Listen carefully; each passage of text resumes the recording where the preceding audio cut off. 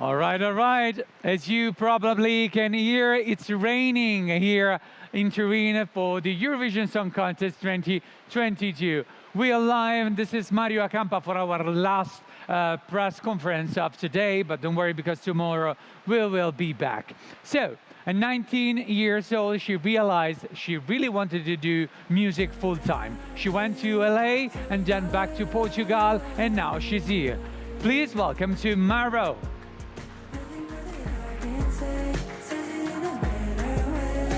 Hello. Yes, of course, you can have a sit there. How are you doing, Mara? Hi, I'm good, you? I'm so fine. Thank you for coming. Thank you. Okay, so let's start with the first question of this press conference from Flo from Voice Mag UK. Saudade is a vocally stunning song. How does it feel to experience this all together, and what is going through your mind as you sing? I think it's such a pleasure to sing it with 5 friends and to just kind of have this sort of intimate group vibe to it. It's a song about my granddad, so I think it just makes it more special to do it with people I really love. Cool. So, next question, first line. You can go. Yeah. Yes, it's quite difficult to hear. I will I know try. it's because of the rain, so please put the Hello. audio. Buona noite. Hi, I'm Simon from Polish Radio Newsletter. Buona noite, Portugal. We were terrified actually by the news today about COVID in your team. Everything is fine. Everything is fine with you also. And how many of you will be in the stage? Everything will be. I'm sorry, it's terrible. It's so hard to hear. Yeah. Would you explain the thing with the COVID, please, because it's really interesting. It happened. A person from our delegation tested positive today. But well, we are following all the rules, all the health and safety protocol measures, and with the HB and with EBU, we are following all the procedures, and we did our rehearsal, our backup rehearsal, and we will check the next days how it goes, but everyone is okay. Okay, so next question. You can go, black t-shirt. Hello, Maro. It's JP from Radio International. Now it's more louder now. That's good. Can you tell me how you got your stage name Maro? And secondly, how did the collaboration or the work together come up to sing with Salvador as well as with Eric Clapton? Can you repeat the second question? Yeah. You sang together with Eric Clapton and Salvador Sobral. How did that come up? So Maro started because a friend of mine from Kenya, when I was in college back in Boston, just started calling me as a nickname, like an endearing nickname. And it kind of stuck. And all the friends started calling Maro, Maro, Maro. And around like a year and a half later, I actually realized that maybe it was easier to have it be the artist name too, because it's just shorter, and I loved it so much because all my friends call me that. So it came from there, from like a friend's nickname to kind of, okay, this is my stage name too. Regarding Eric, I did a little cover of Tears in Heaven, posted on Instagram. He happened to see it because a producer friend of his follows me, and he loved it and asked for a full version. And at the time I was organizing this series called It's a Me, and so I decided to just kind of ask him, well, I'm doing this thing, would you like to do the full version with me for this series? And he said yes, so that was, lucky. With Salvador, Portugal is a tiny country, so luckily all of the musicians kind of get to meet the other musicians, and a lot of things happen in the music scene. So that's a good thing. It's kind of, we're Portuguese, and I love his work, and I think he likes my work too, so kind of just happened. Cool. Questions? Please.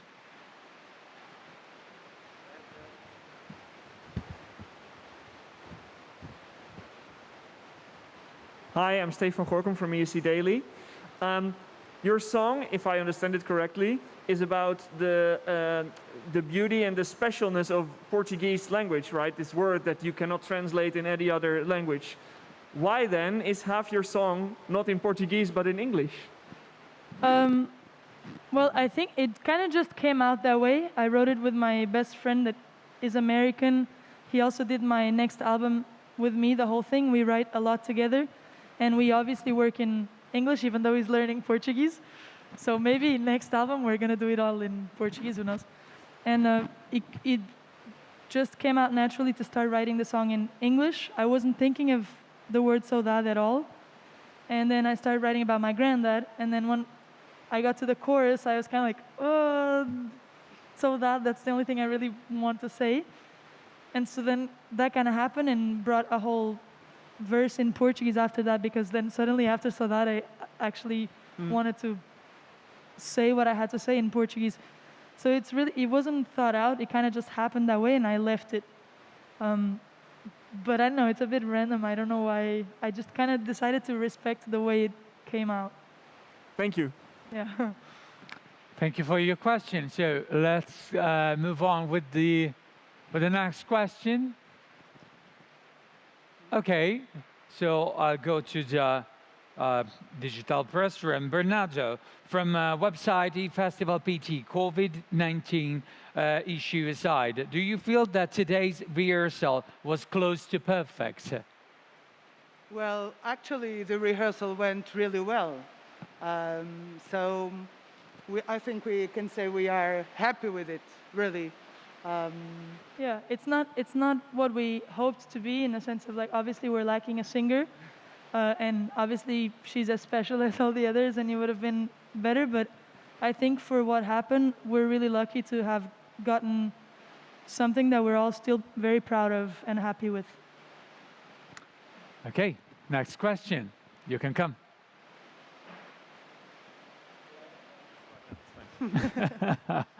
Hello, I'm Derek. I'm Derek from 12 Points from America.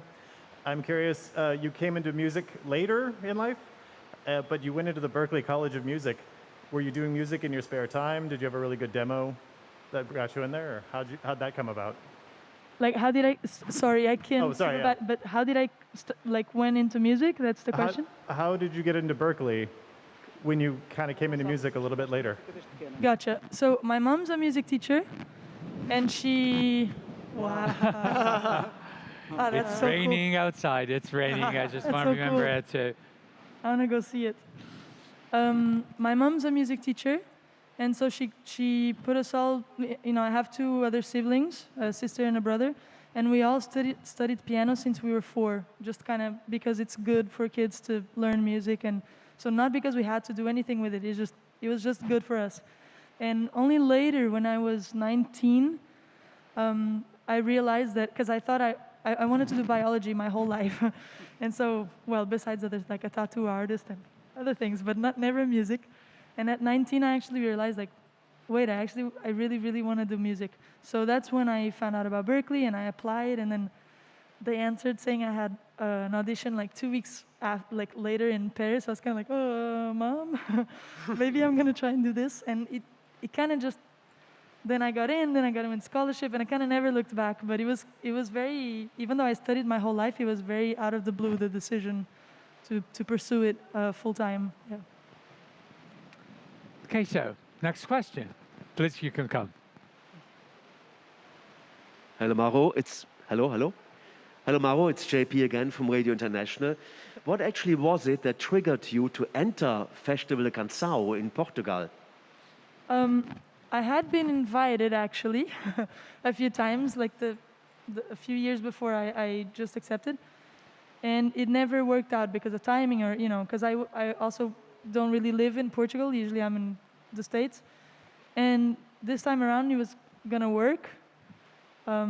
Also, I think I know that a lot of people don't know my work in Portugal, and it's my country, and I would love to, I always go back, and I'm sure I'm going to live in Portugal at some point. So I thought it was going to be a great opportunity to just kind of showcase what I do, and just see if I have more people that really, like, I guess, connect with it, and then kind of now we're here. Yeah. Okay, please, you can come. Next question is for you.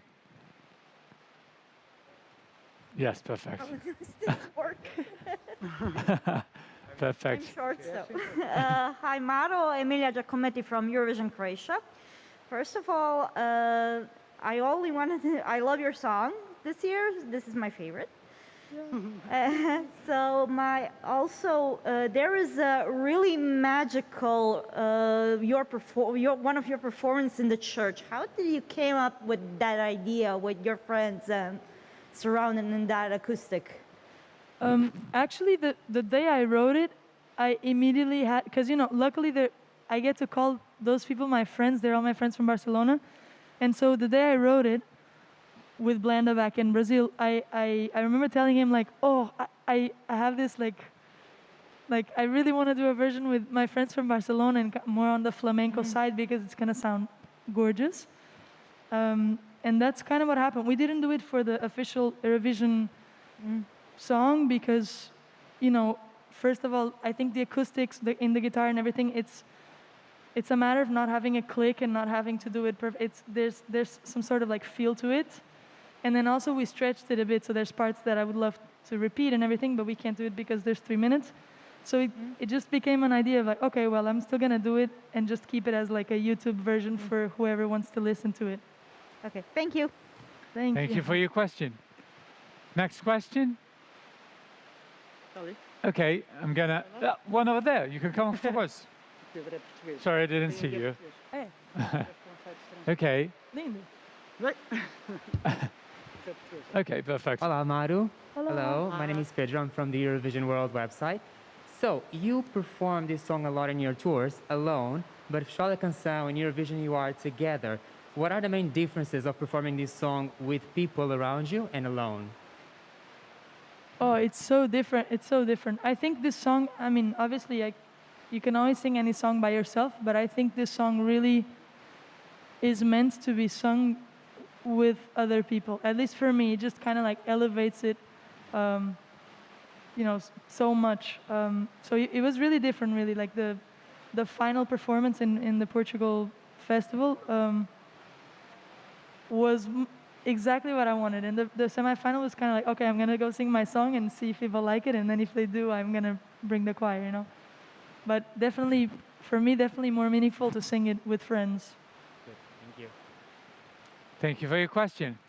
Next question for you. Wow. You will be next. Perfect. Hi, Maru. Okay. Yep. Yes. I'm Madeleine from Bulgaria. As a follow-up to the previous question, I wanted to ask if you plan on future collaborations with your current girl group that accompanies you in Turin, From other artists from Turin. with your backing vocalists. If you plan to collaborate together in the future as well. I really hope so. Yeah,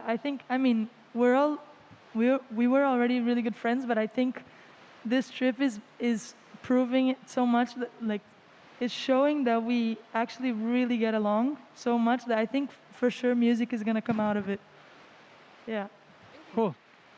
It's your turn, please. You can come. Okay, next question. Hello, Maro. Yeah. Yep. One more question. You're living in the States partly and partly in Portugal, I understand, right? Now, on Monday, it's the very first edition of the American Song Contest. What is your opinion about that? And would you, as a Portuguese, American Portuguese, take part in it in the future?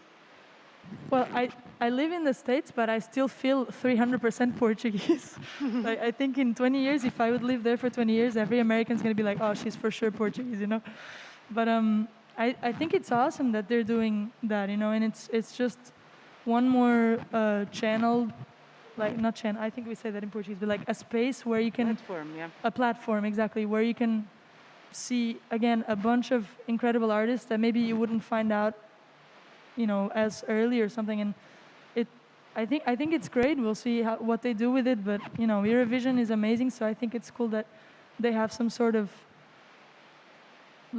similar. I guess it's the exact same thing, but in the American version, right? Yeah, I think it's awesome. I'm excited to see it.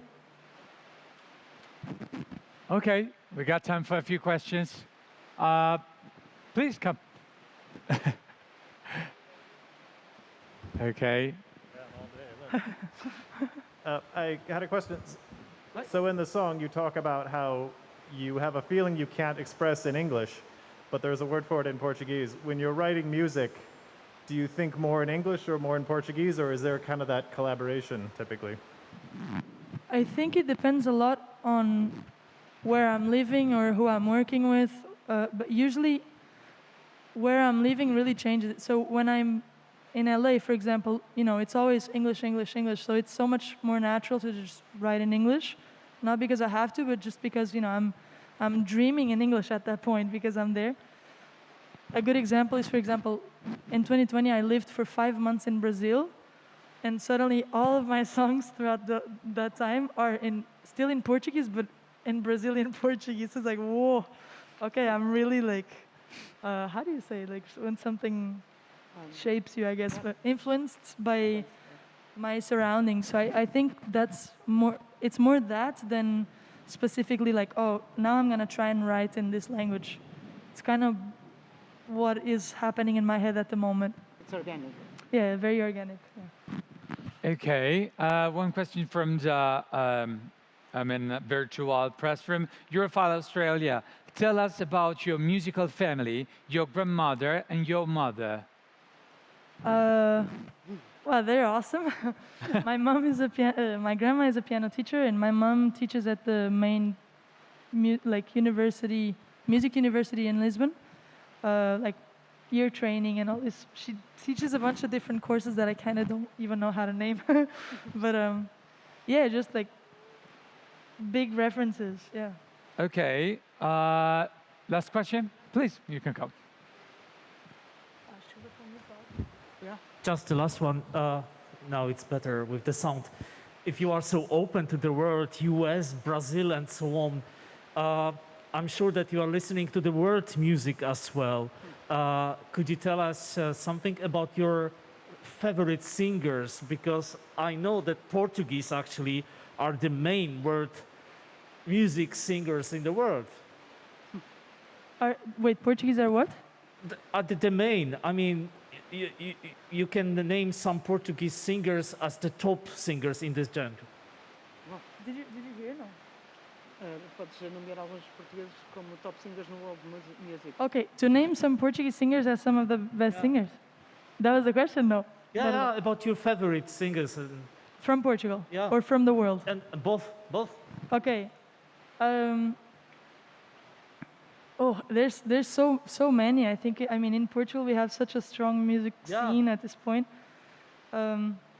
First of all, even the girls that are singing with me, like Diana Castro, Carolina Leite, Beatriz Fonseca, Beatriz Pessoa, and Lenas, they're all artists that are starting with their projects. But I think we have so many from like old school, like Sérgio Godinho and Fausto, and to even Zeca Afonso, to Rui Veloso, Luísa Sobral, Salvador Sobral. Like we have so many good musicians.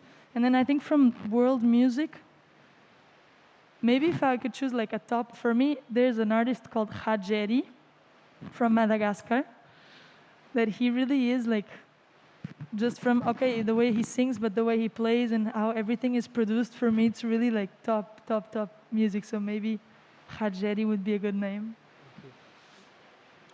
Thank you so much for your question. So I think it's time for your photo opportunity. Yeah. Thank you, guys. Maro, and thank you to the Portuguese delegation. And see you tomorrow with others. Press conferences, always from Turin, live from Turin for Eurovision Song Contest. See you tomorrow at 11:10. Bye. Have a good night.